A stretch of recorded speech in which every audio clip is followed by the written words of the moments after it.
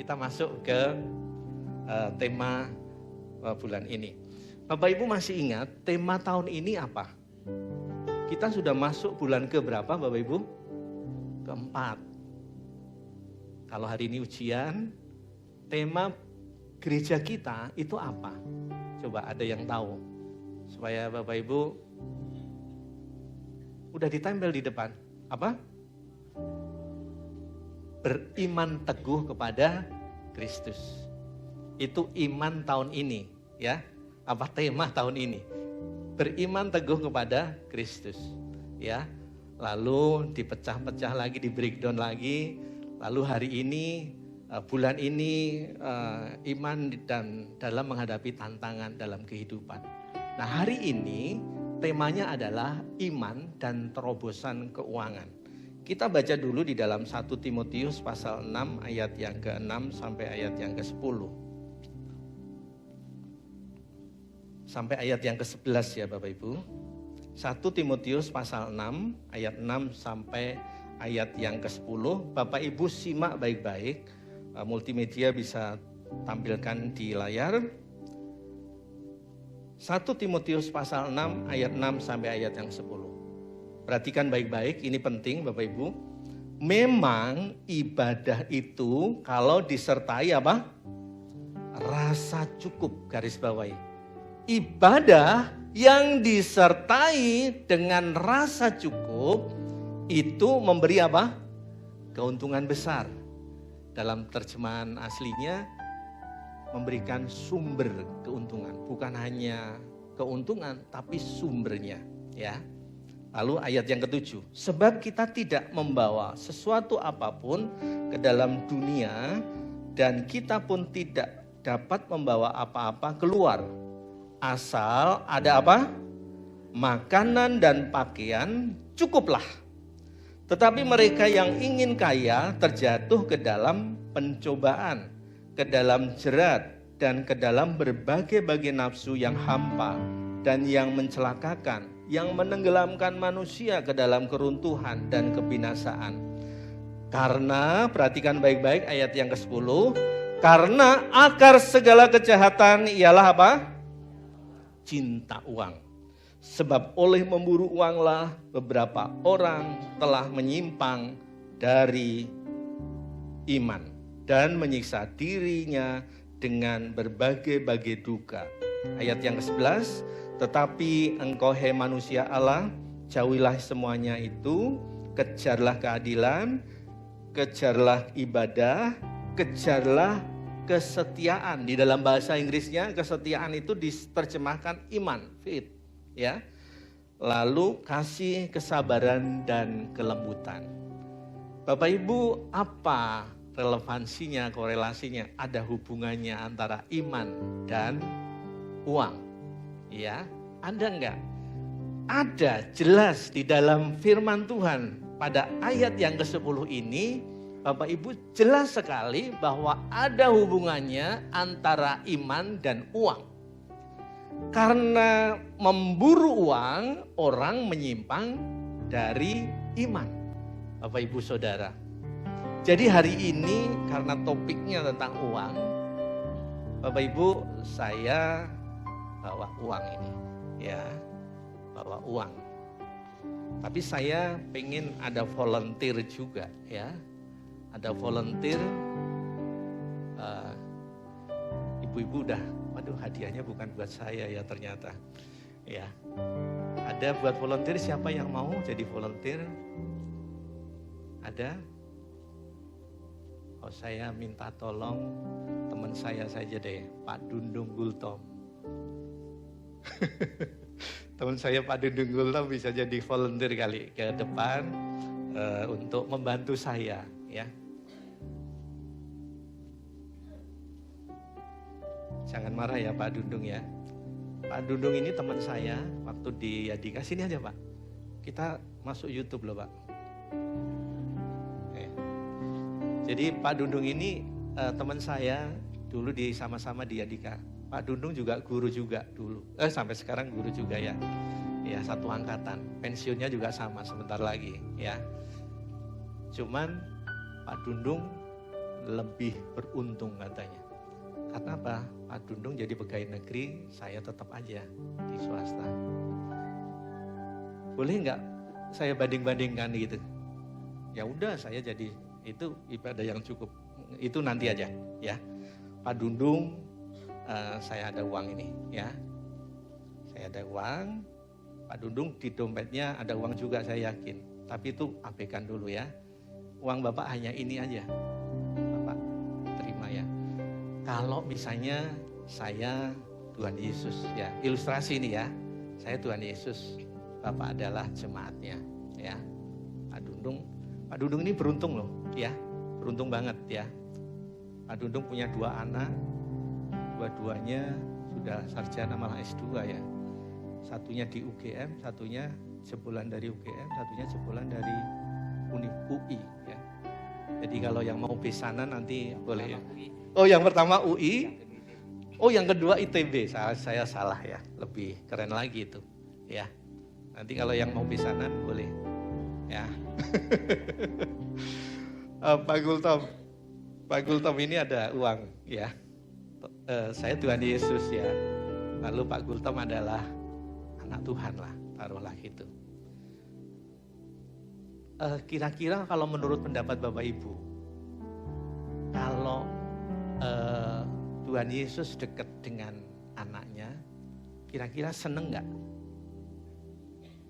Menurut Bapak gimana? Senang nggak?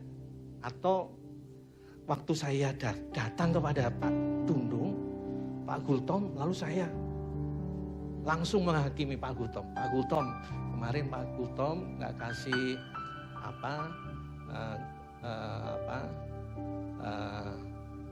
jatah uang belanja ibu ya. Enggak, Tuhan Yesus nggak pernah nuduh-nuduh gitu. Tuhan Yesus itu nggak legalistik, tapi Tuhan Yesus itu datang penuh kasih. Malah dia kasih berkat, ini berkatnya nih, ya. Karena topiknya tentang uang ini diterima Pak Dundung ya. Iya, terima. Oke. Diterima uangnya. Iya. Berapa Pak Dundung? Hitung coba. Kasih waktu 1 detik. Berapa Pak Dundung? 100.000. Ya? 100.000. Wih, luar biasa. Tepuk tangan. 100.000. Menghitung berkat Tuhan itu juga susah juga. Saudara nggak pernah bisa kadang-kadang menghitung berkat Tuhan. Berapa berkat Tuhan yang Bapak Ibu Saudara terima? Ya, bukan hanya uang saja Bapak Ibu. Kesehatan, kesempatan, anugerah, dan paling besar itu adalah keselamatan. Dan Bapak Ibu nggak pernah inventarisir itu. Begitu besarnya berkat Tuhan. Dan Bapak Ibu kadang-kadang menyepelekan ini. Ya, Pak Dundung ketika lihat pegang duitnya udah lupa sama saya. Ya, konsentrasinya kan. Enggak ya Pak Dundung ya. Oke, Pak Dundung makasih. 100.000 itu ya Pak Dundung. Yakin 100.000? Nggak usah dihitung ya, ya memang 100.000. Pak Dundung 100.000. Mungkin bisa dibagi mic kali, speaker ya. Yang 100.000 ini Pak Dundung, yang Tuhan kasih sama Pak Dundung. Pak Dundung mau pakai buat apa?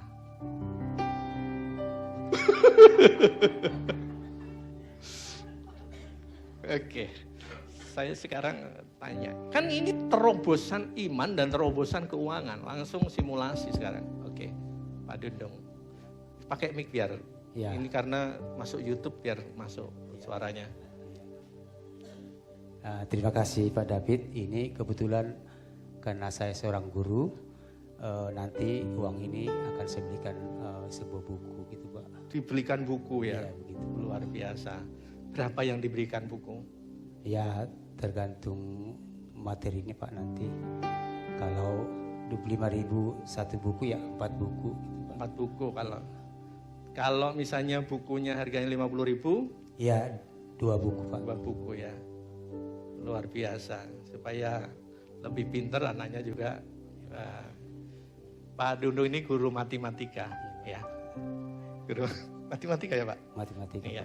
Saya guru biologi, Pak Dundung guru Jadi coba Pak disisihkan sini 50, sini 50. Berapa tadi bukunya? Iya, coba beli buku mana? Taruh 50.000. Hanya 2 aja. Oke. Baik, makasih ya. Nanti ada buku, saya juga bawa buku. Mungkin buat apresiasi ada buku itu. Ada buku bagus ya, supaya Bapak tahu cara bagi uang ini. Pak, saya kasih buku. Ini. Bukunya luar biasa bagus. Tuhan ingin Anda menjadi kaya. Ya. Supaya Bapak Ibu, Bapak bisa bagi duitnya ini. Ya. Nanti dibaca ya Pak ya. Tuhan ingin Anda menjadi kaya. Oke, salaman dulu Pak. Oke, ya silakan. Mohon maaf jangan marah sama saya ya. Baik, Bapak Ibu.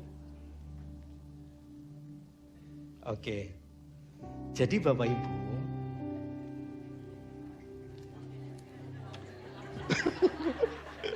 Taruh sini aja lah, ya. Taruh di sini aja. Siapa tahu uangnya jadi bertambah banyak. Ya.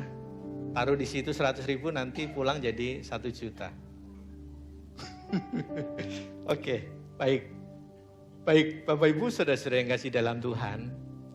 Jadi mungkin Mas Yos tadi saya WA ada pesan. Coba ditampilkan Mas Yos. Jadi Bapak Ibu, kalau Bapak Ibu dikasih berkat sama Tuhan, uang 100.000, kira-kira Bapak Ibu apa yang harus saudara coba? Harusnya, ini 100.000 ya, berarti harus disisihkan dulu, berapa? 10.000, buat apa? Perpuluhan. Kalau semuanya buat beli buku, ya bukunya nanti saya bagi-bagi Pak. Saya kasih ke Bapak lagi nanti. Gitu. 10.000 kasih per puluhan. Ya. Lalu apa lagi Bapak Ibu? Apa lagi? Yang kedua, supaya ada pemberitaan Injil sampai ke daerah-daerah. Supaya ada pemberitaan Injil sampai ke China, sampai ke pelosok-pelosok, berarti ini kan uangnya Tuhan. Hanya dititipkan kepada kita. Memang ketika uang ini di tangan saya, ini menjadi wewenang saya untuk membaginya.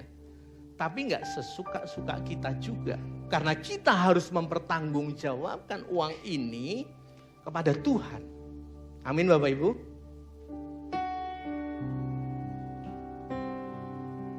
Jadi biasanya kita kalau dikasih uang orang atau dapat berkat dari Tuhan, kita berpikirnya semuanya untuk kita. Padahal harusnya tidak begitu. Inilah yang dimaksudkan Paulus kepada Timotius, anak rohaninya. Mohon maaf Pak Dundung nggak salah ya, itu tadi kan hanya simulasi ya, hanya simulasi. Dan lalu yang kedua harus ada pelayanan misi juga. Saya sisihkan juga untuk pelayanan misi ya, supaya gereja juga bisa menjangkau daerah-daerah ya. Lalu apa lagi Bapak Ibu?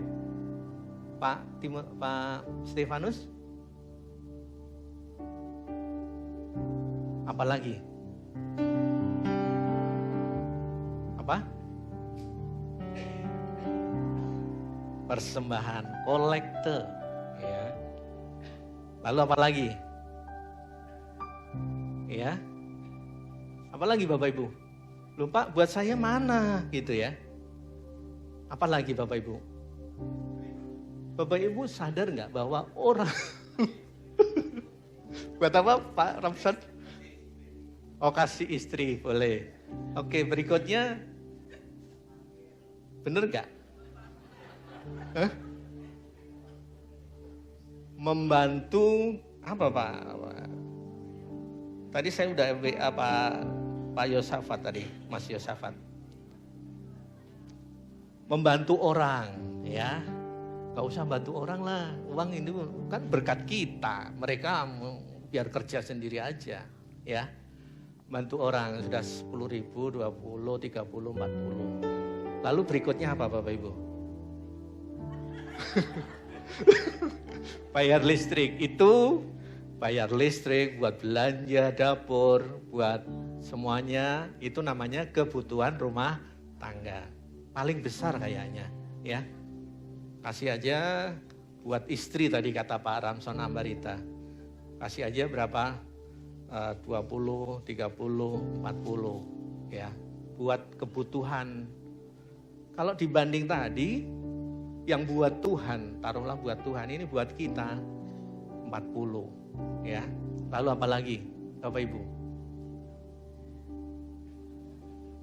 Apa lagi? Tampilin. Buat biaya anak ya. Buat biaya anak. Kalau make up tadi termasuk di sini Pak. Ya, namanya odol sabun bedak, SOB. Odol sabun bedak udah masuk di sini ya. Itu belanja paling besar itu, sabun odol bedak, bedak yang paling besar.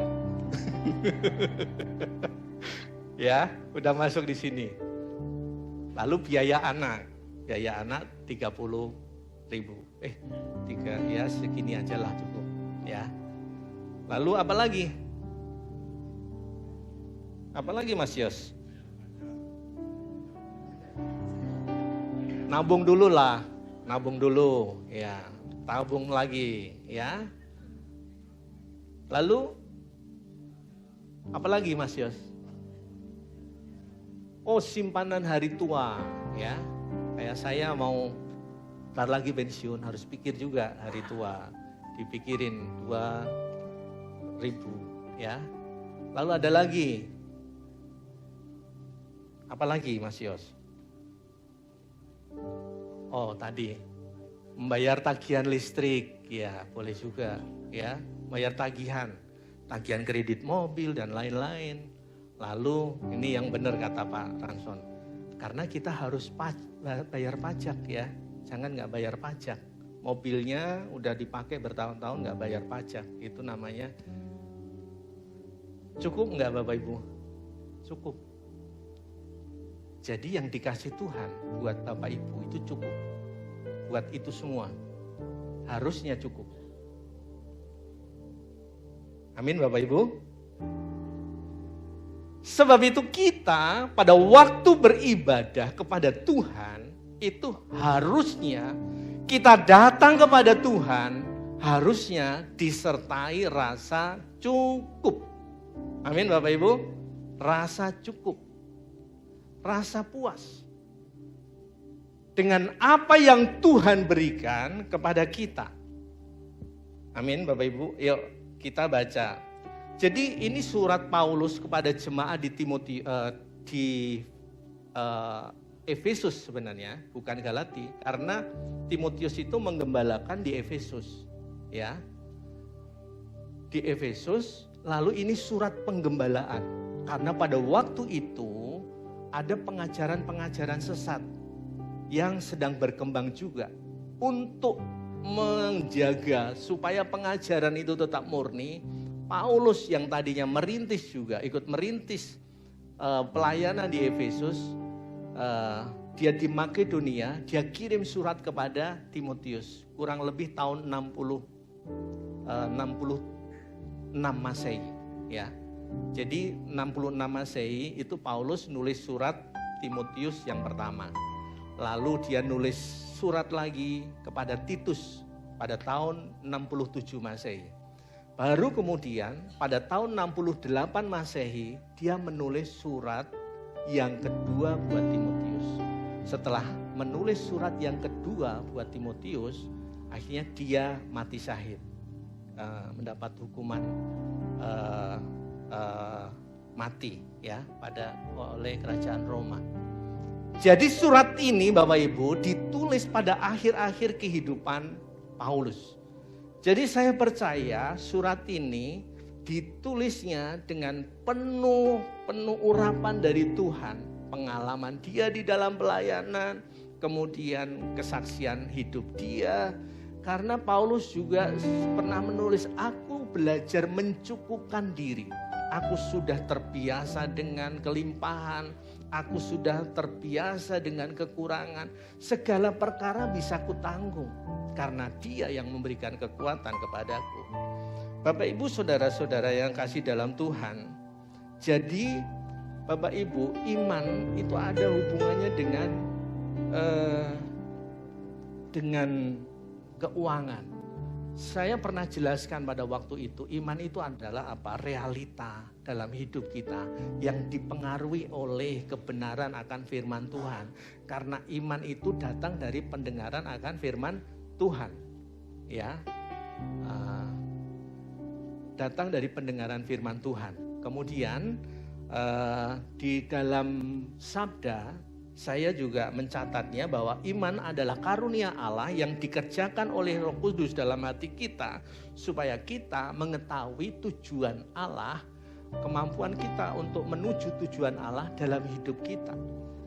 Jadi Bapak Ibu, iman itu adalah karunia dari Roh Kudus, dari Allah di dalam hati kita, dan itu dihidupkan oleh kuasa Roh Kudus supaya kita mencapai tujuan Allah. Jadi Bapak Ibu, untuk mencapai tujuan Allah itu Bapak Ibu ada fasilitasnya, yaitu apa? Uang tadi. Bapak Ibu, makanya Bapak Ibu kita diberikan berkat keuangan supaya kita bisa mengerjakan apa yang Tuhan mau. Kasih pekerjaan misi, kasih pekerjaan penginjilan, kasih bantu hamba-hamba Tuhan, kasih juga pelayanan gereja dan seterusnya Bapak Ibu. Jadi bukan semuanya untuk kita tadi yang 40.000 tadi. Bukan itu Bapak Ibu. Semuanya bukan untuk kita, tapi untuk pekerjaan Tuhan. Nah Bapak Ibu, uang itu bisa menjadi sumber persoalan. Kalau cara pandang kita salah. Ya, kalau cara pandang kita salah, itu uang bisa menjadi sumber persoalan. Saya kumpulkan dulu aja ya supaya Bapak Ibu, kita taruh dulu aja supaya Bapak Ibu konsentrasinya nggak kemana-mana. Ya. Jadi uang itu bisa menjadi sumber persoalan.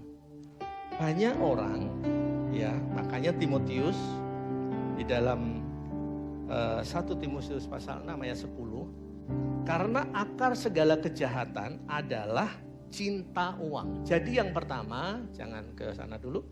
Jadi yang pertama Bapak Ibu, saudara yang kasih dalam Tuhan, hal yang pertama yang ingin Paulus sampaikan kepada Timotius, kepada jemaat di Efesus, kepada saudara dan saya adalah bahwa cinta uang itu adalah akar dari segala kejahatan. Yuk kita katakan bareng-bareng. 2, 3. Cinta uang itu adalah akar segala kejahatan. Karena akar segala kejahatan ialah cinta akan uang. Bapak Ibu saudara-saudara sekalian, saudara yang dikasih Tuhan, bahwa Bapak Ibu sekarang ini semuanya butuh duit. Kita jalan ke sini juga butuh duit, ada bensin yang harus kita keluarkan, ya. Dari lahir sampai mati orang itu membutuhkan apa namanya? Uang. Makanya sebenarnya Tuhan itu pengen saudara dan saya menjadi kaya. Kalau nggak kaya bagaimana Pak? Cukup, ya cukup. Bapak Ibu Saudara, ya Tuhan itu sebenarnya senang kalau saudara punya cukup uang. Kenapa? Supaya Bapak Ibu juga bisa bantu tadi pelayanan-pelayanan. Kalau sekarang belum, ini terobosannya.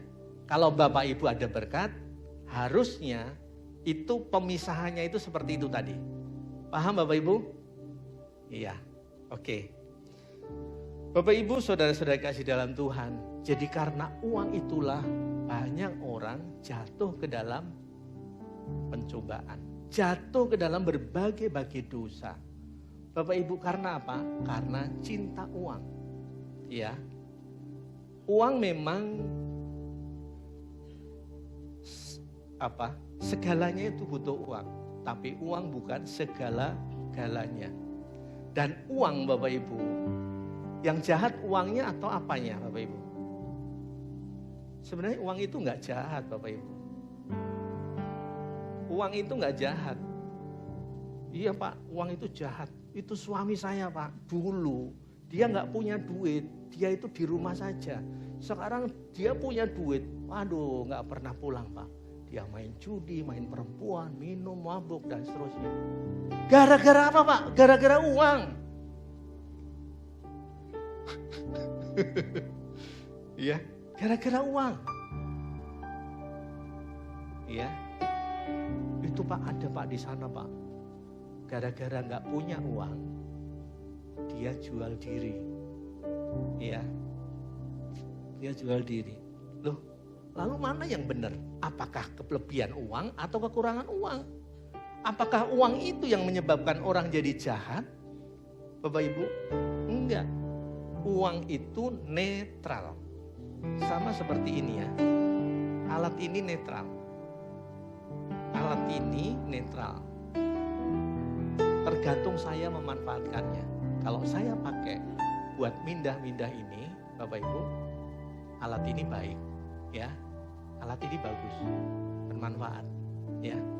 Tapi kalau alat ini saya buat nipu Pak Stefanus, alat ini, ya, jadi jahat. Tergantung orangnya. Jadi demikian juga uang, Bapak Ibu. Uang yang saya taruh tadi, jadi jahat enggak Bapak Ibu? Lalu jadi ular naga, dikit Pak itu. Enggak, uang dari tadi di sini dan dia tidak menjadi jahat.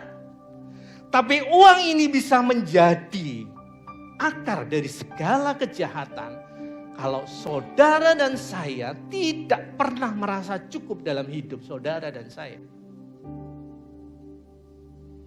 Bapak Ibu Saudara yang kasih dalam Tuhan, jadi cinta uang itulah yang disebut sebagai akar dari segala kejahatan. Jadi uangnya atau orangnya, cara menggunakannya, pola pikir kita yang jahat.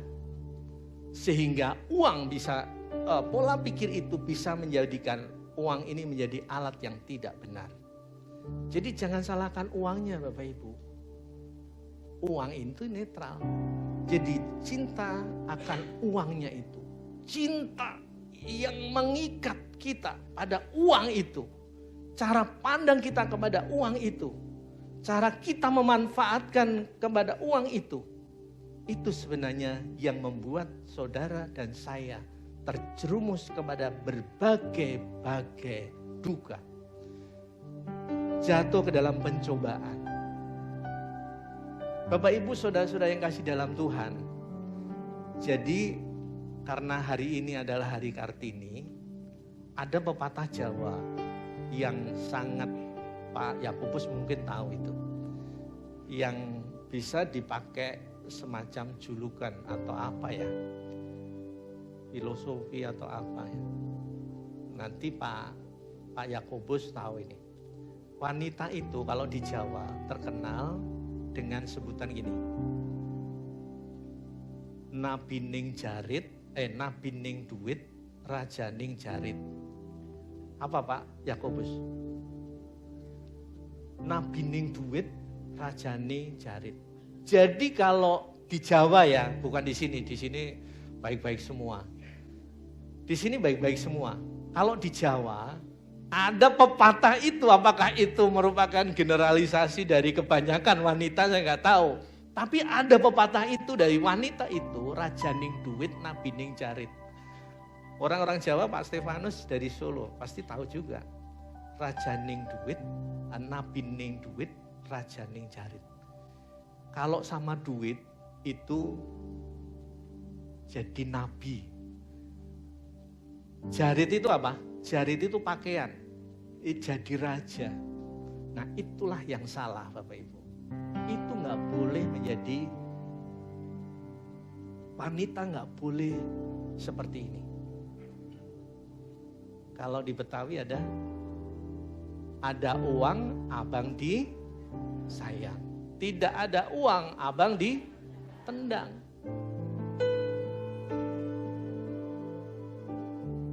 Kalau abang yang nendang siapa? Iya, bukan abang juga pasti. Yang nendang siapa? Nengnya, ya. Iya. Jadi, banyak Bapak Ibu. Banyak sekali perceraian itu karena abangnya nggak punya duit.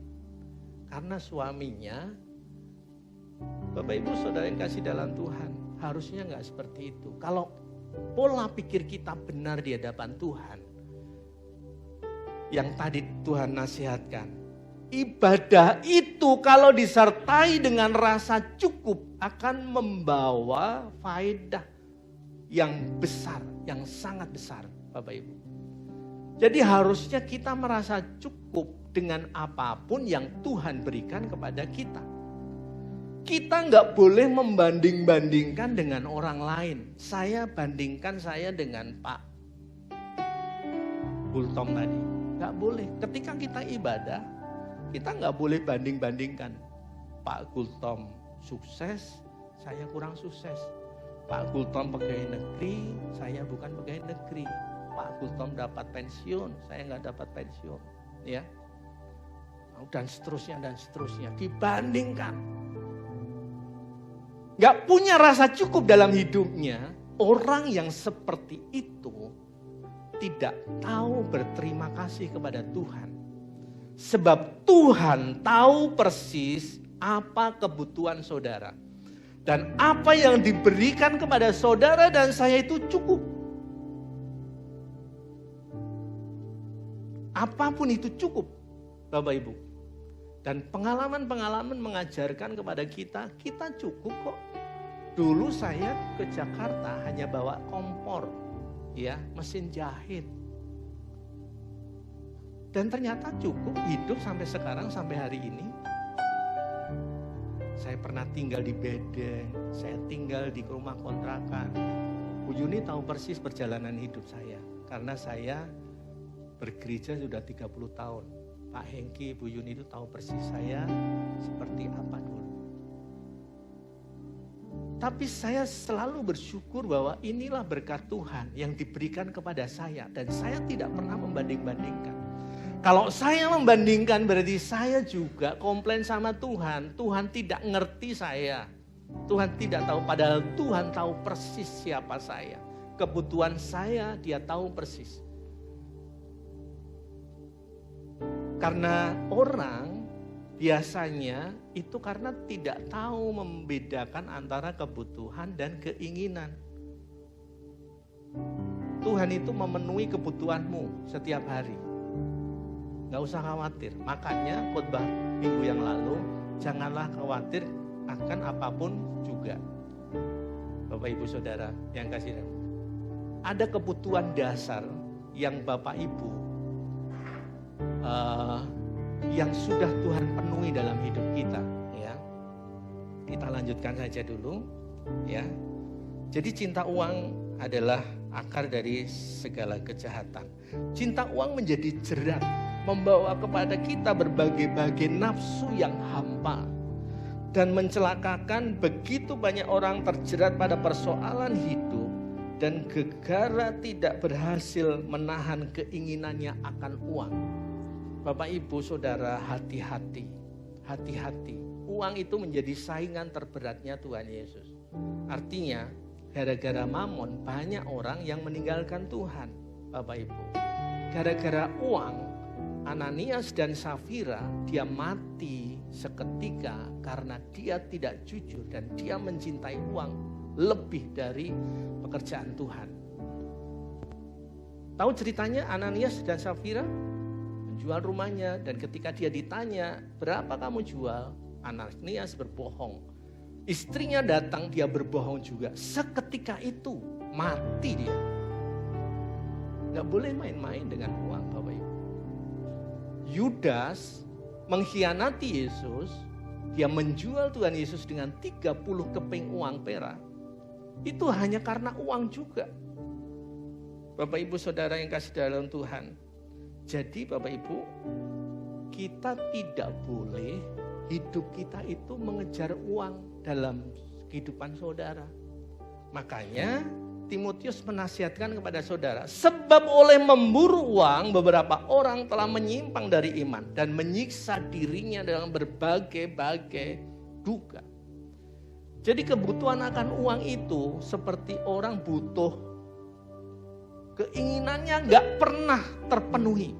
Sampai kapanpun, sampai mati menjemput dia pun tidak akan merasa puas. Tidak akan merasa dia merasa cukup.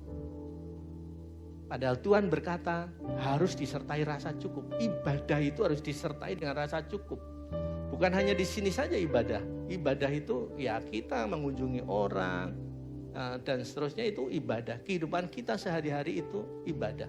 Harus disertai dengan rasa cukup. Jangan mengejar uang, jangan memburu uang. Pak, lalu gimana? Apa yang harusnya kita buru, Bapak Ibu? Kejarlah Tuhan, Bapak Ibu. Kejarlah Tuhan. Tetapi engkau manusia Allah, ayat yang ke-11. Timotius pasal 6 tadi. Tetapi engkau manusia Allah, jauhilah semuanya itu. Kejarlah keadilan. Kejarlah apa? Ibadah. Kejarlah kesetiaan.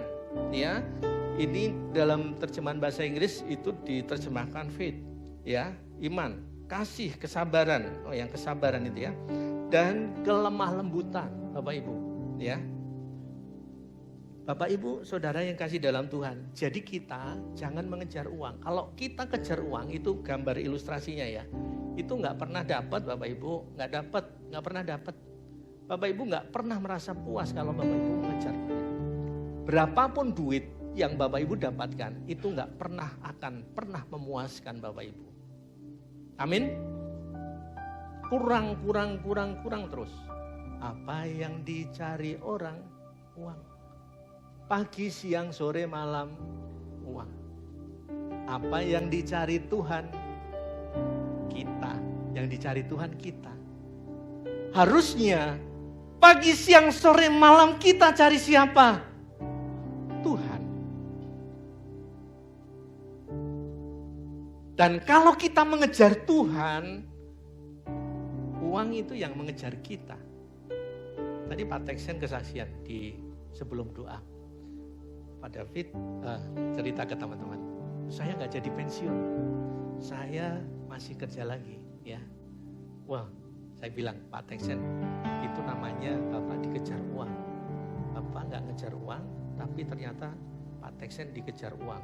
Ya, kalau mengejar uang, kita sudah gelap mata di depan ada apapun, namanya cinta, itu udah gelap mata. Kalau cinta sama uang juga kita udah gelap mata, apapun diterjang. Ya, namanya sekarang korupsi, kolusi, ya. Itu semuanya akan diterjang kalau kita sudah kerangka berpikir kita cinta akan uang. Karena rasa cinta itu akan menutupi semuanya. Makanya penyanyi Gombloh itu bilang, pernah kan ada lagu? Apa lagunya? Tai kucing rasa coklat. Kalau sudah cinta. Jadi tai kucing pun dirasa seperti coklat kalau udah cinta. Sama kalau kita cinta uang, apapun dianggap baik. Kalau pepatah Jawa itu ada pepatah Jawa, karena cinta apa?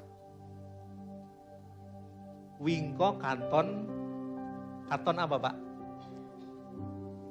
Orang Jawanya pada lupa semuanya. Wingko katon kencono. Jadi wingko itu genteng, ya karena cintanya. Genteng itu dikira kencono. Kencono itu apa Pak Nyoto? Kencono itu emas. Itu karena cinta. Makanya orang kalau lihat duit, kalau hatinya sudah terbelenggu oleh uang, maka matanya sudah tertutup dan dia memandangnya sudah salah. Harusnya kita tidak terbelenggu itu. Kita harusnya dibelenggu oleh Kristus. dibelenggu oleh roh, menjadi tawanan roh. Orang yang mau bersama dengan Tuhan harusnya menjadi tawanan roh. Nggak bisa kita menjadi tawanan roh dan juga menjadi tawanan uang. Dua-duanya nggak bisa, kita nggak bisa standar ganda. Kita mengikut Tuhan harus ada kerelaan kita untuk tetap menjadi tawanan Tuhan. Bapak Ibu Saudara yang kasih dalam Tuhan, jadi banyak orang yang pingin kaya. Kaya itu boleh enggak? Boleh. Tapi keinginan kaya dengan cara-cara yang tidak wajar itu yang enggak boleh. Amin. Kaya dengan cara-cara yang tidak wajar itu yang tidak boleh. Itu akan masuk ke dalam perangkap, ke dalam jerat. Orang tidak akan pernah merasa puas kalau dengan uang ini, ya Bapak Ibu. Lalu Bapak Ibu yang kedua, kita harus mencukupkan diri apa yang ada, ya. Dengan berkat-berkat yang kita terima. Kebutuhan kita itu sebenarnya ada kebutuhan dasar yang harusnya kebutuhan manusia itu makan dan minum, pakaian, ya. Firman Tuhan katakan asal ada makan dan pakaian itu sudah cukup. Paulus bilang begitu, ya. Sudah cukup, kita bersyukur. Tapi banyak orang, ya, di dalam terakhir kita buka saja ya, dalam coba dibantu dalam Matius pasal 6 ayat yang ke-28 kalau nggak salah, ya. Coba dibantu Matius pasal 28 6 ayat yang terakhir ya. Matius pasal yang ke-6 ayat yang yang terakhir saja. Yang ke-29. Namun aku berkata kepadamu, Salomo dalam segala kemegahannya pun tidak berpakaian seindah salah satu dari bunga itu. Jadi jika demikian, ayat 30, jadi jika demikian Allah mendandani rumput di ladang, yang hari ini ada dan besok dibuang ke dalam api, tidaklah ia akan lebih lagi mendandani kamu, hai orang yang kurang percaya. Sebab itu janganlah kamu khawatir dan berkata, apakah yang kami makan. Itu kebutuhan, ya, kebutuhan bukan keinginan. Kebutuhan kita adalah makan, ya. Lalu apakah yang akan kami minum? Ya, itu kategori sama makanan. Apakah yang kami pakai? Jadi makanan dan pakaian itu sudah cukup. Ya. Semua itu dicari bangsa-bangsa yang tidak mengenal, dikejar. Tapi pesan Tuhan, carilah dulu kerajaan Allah serta kebenarannya, maka semuanya termasuk uang akan ditambahkan kepadamu. Kalau kita mencari Tuhan, kita mengejar Tuhan lebih dulu, maka semuanya itu akan ditambahkan kepadamu. Bapak Ibu Saudara yang kasih dalam Tuhan, carilah dulu semuanya itu. Ayat yang balik lagi ayat yang ke-29. Bapak Ibu Saudara 30. Salomo dalam segala kemegahannya, ya, dia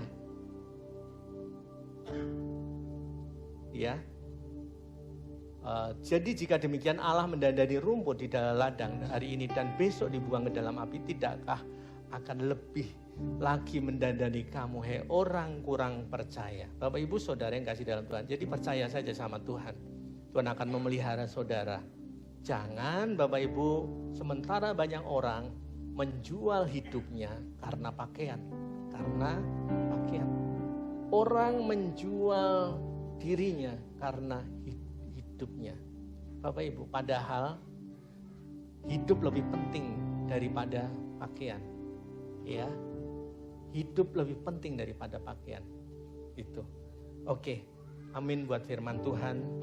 Bapak Ibu, saya undang bangkit berdiri. Ya. Masih ada beberapa tapi nanti saja. Di lain kesempatan.